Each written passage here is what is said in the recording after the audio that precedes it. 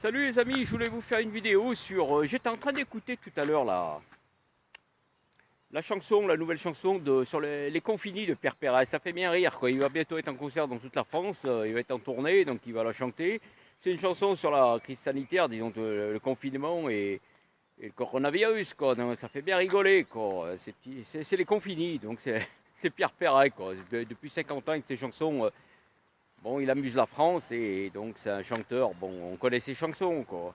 Donc c'est vraiment rigolo, quoi.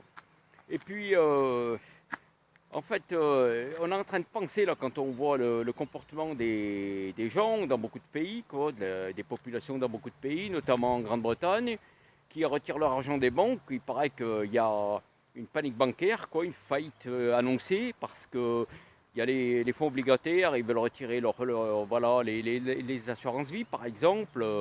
Ils veulent bosser des comptes d'épargne, quoi. Et les assurances-vie, ça sert sur les marchés financiers à financer les entreprises, par exemple.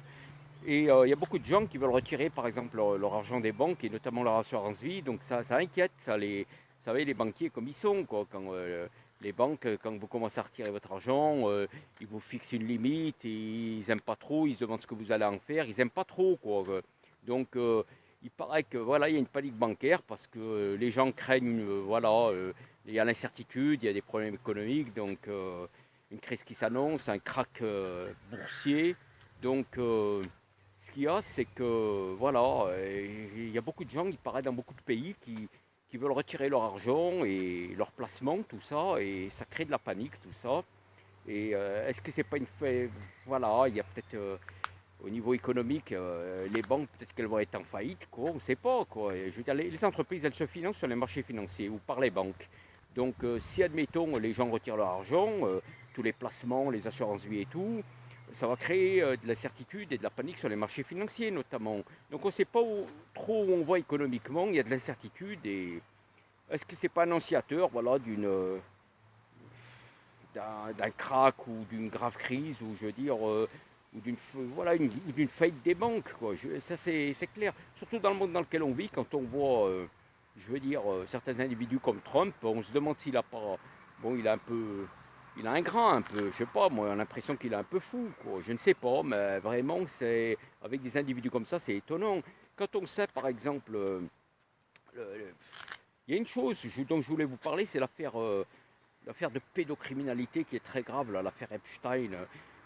Et ben, il y a des gens voilà, qui le côtoyaient, qui le fréquentaient, qui le connaissaient, et c'est des gens de la haute société.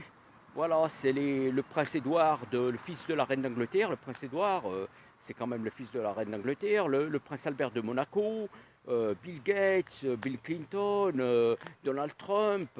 Et notamment, il avait des réseaux en France, il paraît aussi. C'est grave, ça. Des réseaux de pédocriminalité, c'est vraiment très grave.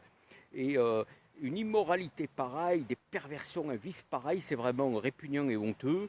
Et quand on sait que c'est des gens de la haute société qui pratiquent ce vice et cette chose répugnante, quoi, mais vraiment, moi, je trouve ça dégueulasse, quoi, parce que c'est vraiment des gens qui ont des postes importants où ils font partie de la haute société. Et quand on sait ce qu'ils font, vraiment, l'immoral et le vice, quoi, là, ce- ce- ce- ce- on pense, on se dit, mais c'est le péché original, quoi. C'est vraiment de la perversion, quoi. Voilà, ça dégoûte, quoi. Et donc, pour parler de ce monde complètement, ce monde fou, immoral, où il y a, voilà, et on se demande, voilà, il y a une crise qui s'annonce, il y a une faillite, voilà, il y a une panique bancaire, donc les gens ont peur, il y a de l'incertitude, quoi. Franchement, il paraît que voilà, dans beaucoup de pays, et en Europe, même aux États-Unis, les gens veulent retirer leur argent des banques, et donc ça a un signe, quoi. Je sais pas, c'est annonciateur, ça veut dire quelque chose. Voilà, vous avez certainement votre avis. On a tous notre point de vue. Voilà, vous avez certainement votre avis. Voilà, c'est tout le monde en pense quelque chose. Voilà, donc voilà, c'était voilà, il se passe des choses, quoi. Donc l'avenir est incertain.